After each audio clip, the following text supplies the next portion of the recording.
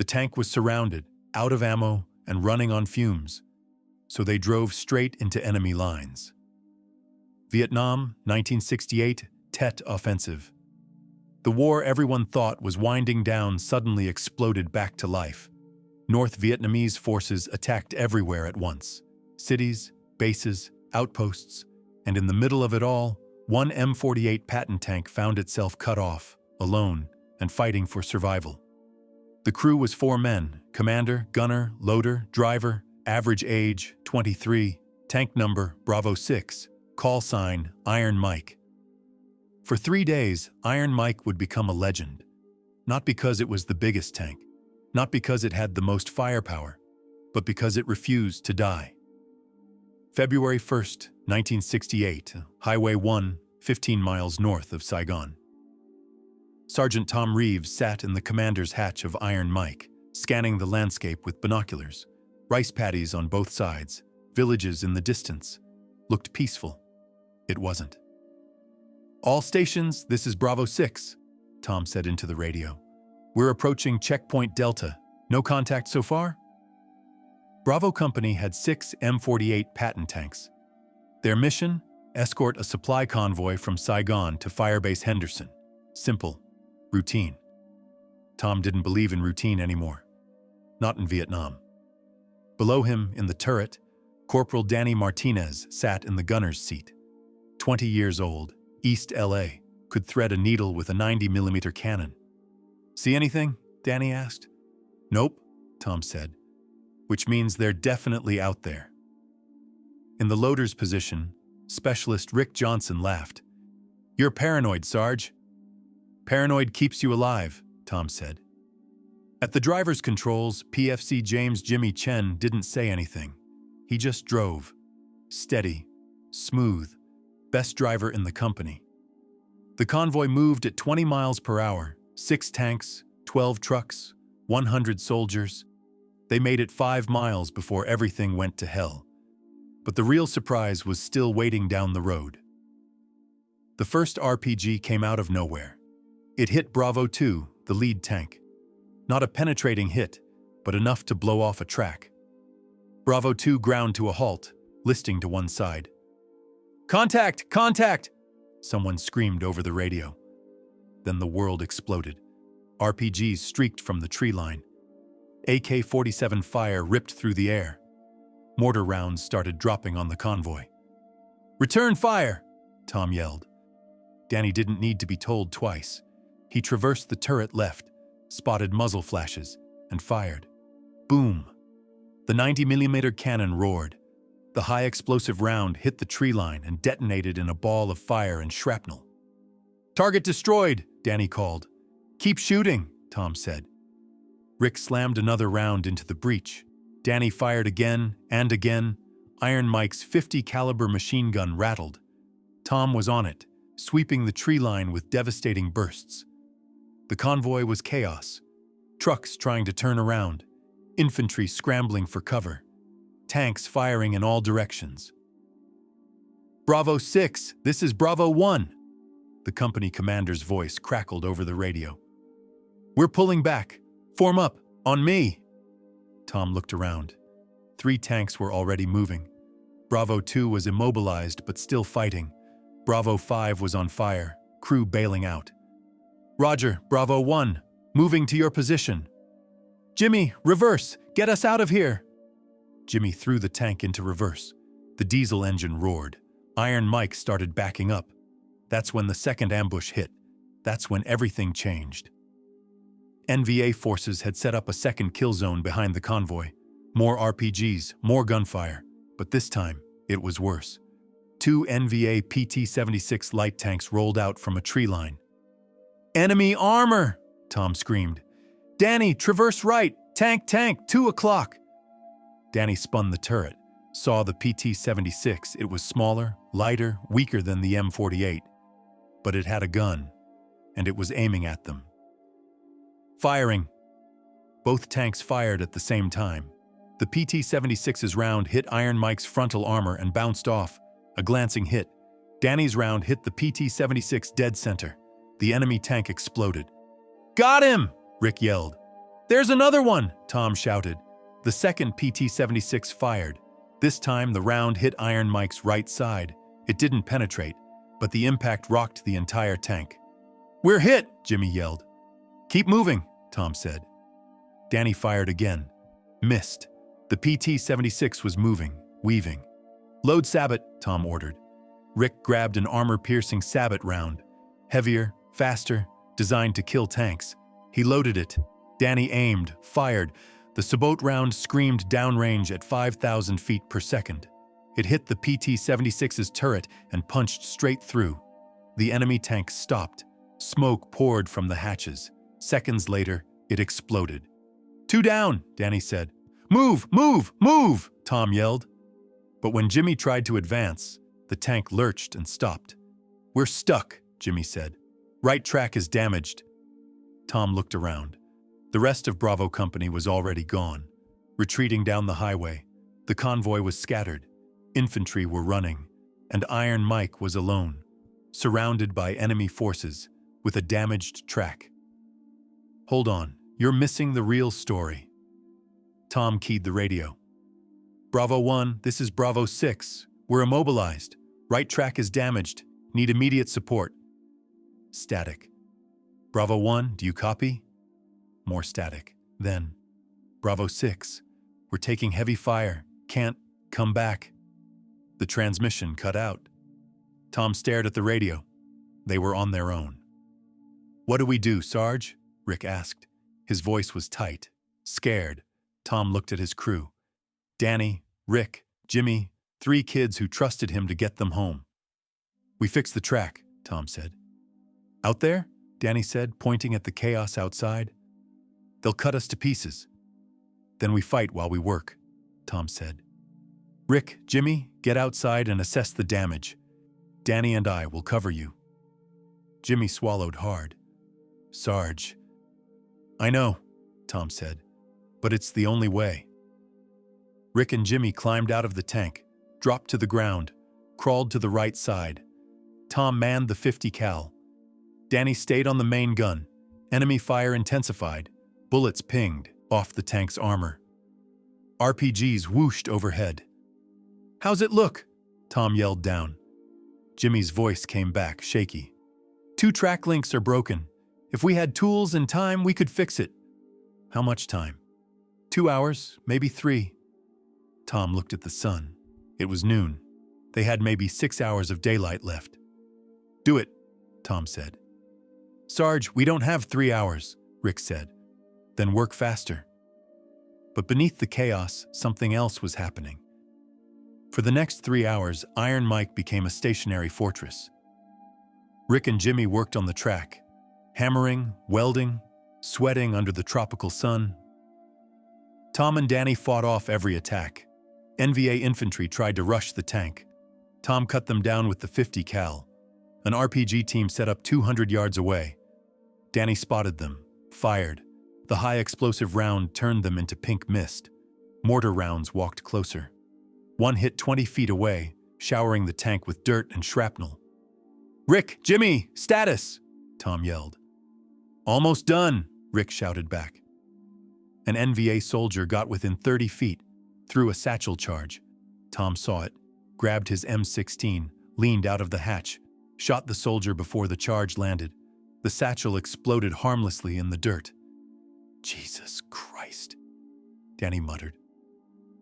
Ammunition was running low.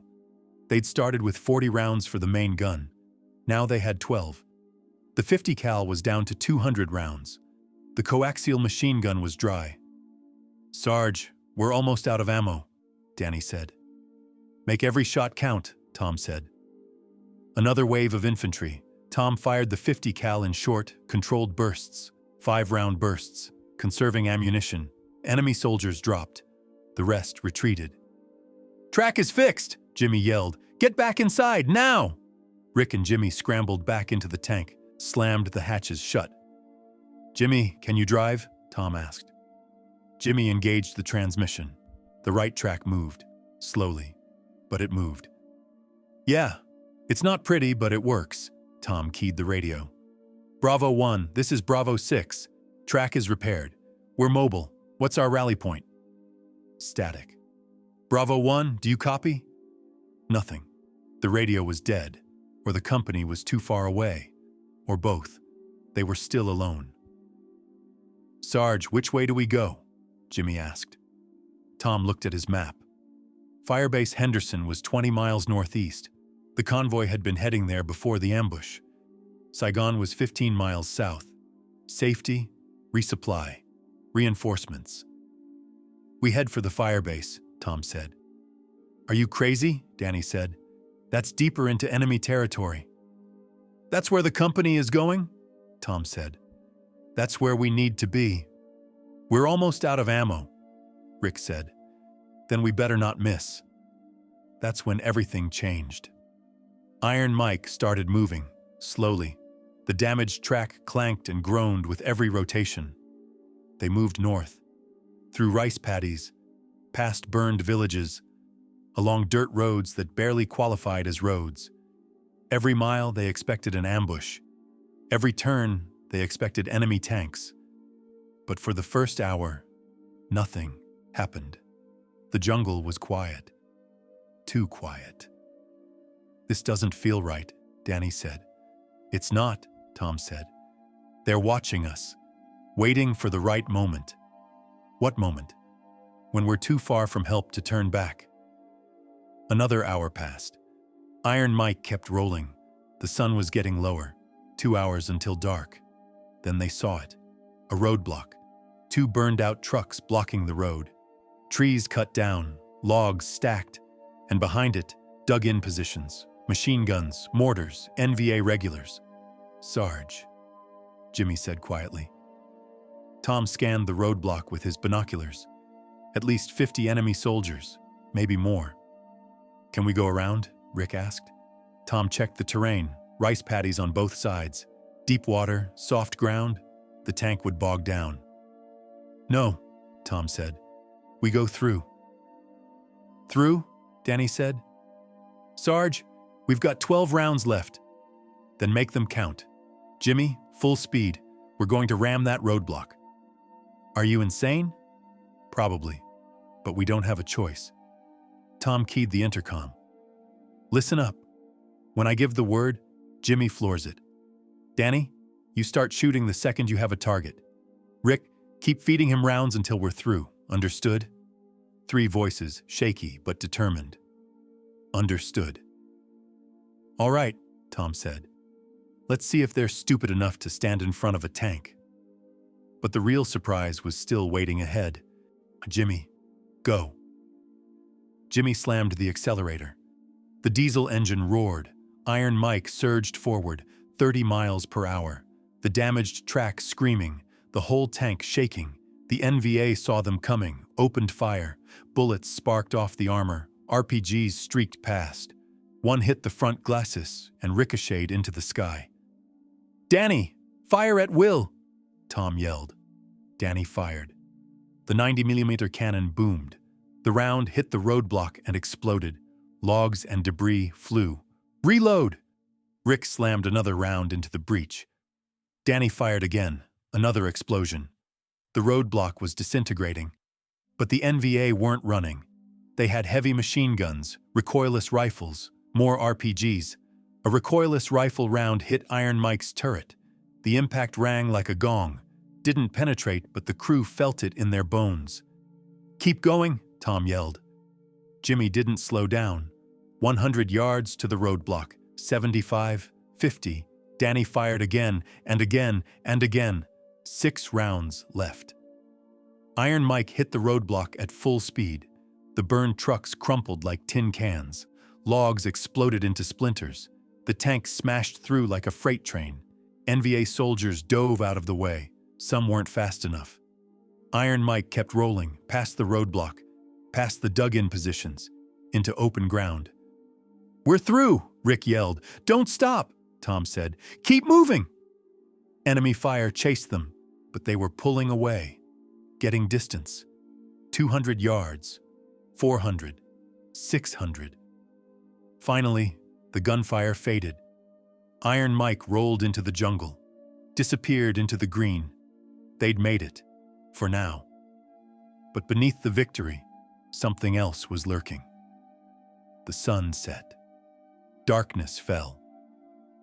Tom made the call. We stop here for the night. Running blind in the dark is suicide. They found a small clearing. Dense jungle on all sides. Good cover. Jimmy shut down the engine. The sudden silence was deafening. The crew sat inside the tank, exhausted, filthy, running on adrenaline and fear. "How much ammo do we have left?" Tom asked. 4 rounds for the main gun," Danny said. 50 rounds for the 50 cal, Tom said. "And 2 grenades," Rick added. Tom nodded slowly. "All right, we take shifts. 2 sleep, 2 watch. Jimmy and Rick, you're first. Danny and I will take second." "What if they come at us in the dark?" Rick asked. "Then we fight in the dark." They ate cold sea rations, drank warm water from canteens, tried not to think about what tomorrow would bring. At 2300 hours, Tom heard it. Movement in the jungle, footsteps, voices, speaking Vietnamese. He keyed the intercom. "Everyone up. We've got company." The crew snapped awake. Battle stations. Tom grabbed the radio handset, tried one more time. "Any station, this is Bravo 6. We are surrounded and low on ammunition. Request immediate support." Static. "Please," Tom whispered. "Anyone." A voice crackled through. Faint. Distant. "Bravo 6. This is Firebase Henderson. Read you. Barely." Tom's heart jumped. "Henderson, we're approximately 10 clicks south of your position. Under heavy contact. Request fire support." "Bravo 6. Negative on fire support. Too close to our lines. But stay on this channel. We'll guide you in." "Roger, Henderson. We're moving at first light." The voice faded, but it was enough. They weren't alone anymore. "Hold on, you're missing the real story. 600 hours. Dawn." Iron Mike started moving again. The NVA knew where they were now. Every mile, enemy forces harassed them. Snipers, RPG teams, mortar fire. Danny fired the main gun sparingly. 3 rounds left, then 2, then 1. "Make it count," Tom said. They rounded a bend and saw it. 3 NVA tanks, T-54s, Soviet-made, heavier than the PT-76s. "Oh God," Danny whispered. Tom looked at the map. Firebase Henderson was 3 miles ahead. 3 miles. "We don't have enough ammo to fight them," Rick said. "I know," Tom said. "So what do we do?" Tom stared at the enemy tanks. They were moving into position, blocking the road. He made a decision. "We go through them." "What?" "Full speed. Ram them if we have to. But we're not stopping." "Sarge." "No arguments. Jimmy, go. Danny, when you have a shot, take it. Everyone else, hold on." Jimmy accelerated. The T-54s saw them, started firing. A round hit Iron Mike's turret. Another hit the side. The armor held. Barely. "Danny!" Danny fired the last round. It hit the lead T-54 in the turret. Penetrated. The enemy tank exploded. "Out of ammo!" Danny yelled. "Keep driving!" Tom screamed.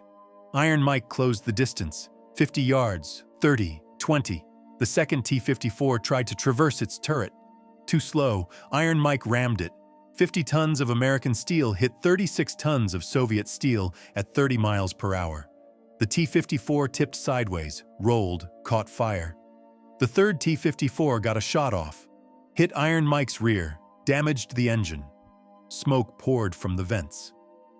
"Engines hit!" Jimmy yelled. "Keep going!" Iron Mike kept rolling, slower now, coughing, dying, but moving. 1 mile, 2 miles. The engine started making a grinding sound, metal on metal. "It's not gonna make it, Sarge," Jimmy said. "It doesn't have to," Tom said. "Look." Ahead, through the jungle, they saw it. Firebase Henderson, sandbags, barbed wire, machine gun positions, friendly forces. "We're home," Rick whispered. Iron Mike rolled through the Firebase gate and stopped. The engine seized, locked up, died. Smoke poured from every vent and hatch. The crew climbed out, collapsed on the ground. Medics ran to them, handed them water, checked for injuries. Tom stood up, walked back to Iron Mike. The tank was a wreck, armor scarred and dented, track barely holding together, engine destroyed. But it had made it. 72 hours, 50 miles, surrounded, outnumbered, out of ammo, and it refused to die. That's when everything changed. Iron Mike never fought again. The damage was too severe. They towed it back to base. Mechanics looked at it, shook their heads. "This tank should be scrap," one said. But the KM crew refused to let it be scrapped. They kept it. Painted the kill marks on the turret. 7 enemy tanks, dozens of infantry positions. Iron Mike became a symbol, a reminder that steel and courage could overcome impossible odds. Tom Reeves and his crew were awarded Silver Stars, all 4 of them. At the ceremony, a general asked Tom, "How did you keep going when everything said you should quit?" Tom looked at Iron Mike sitting in the motor pool, battered but unbroken. "Because quitting wasn't an option, sir. Not for us. Not for that tank." Years later, Iron Mike was sent to a museum, restored, honored, but if you look close, you can still see the scars, the dents, the burn marks, the places where enemy rounds hit and failed to penetrate. And if you listen close, some veterans swear, you can still hear the engine, still refusing to die. Tom Reeves returned to the States in 1969, married his high school sweetheart, had 3 kids. He never talked about the war much, didn't need to. But every year, on February 1st, he'd drive to the museum where Iron Mike was displayed.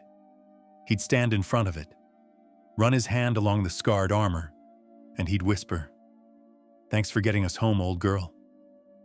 In 2015, Tom passed away, 82 years old, heart failure.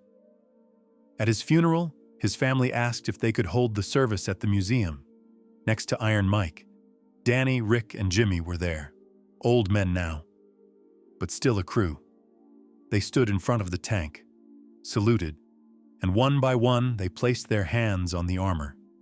The same armor that had saved their lives 50 years ago. On Tom's headstone, they inscribed one line: "He rode Iron Mike into hell and brought everyone home."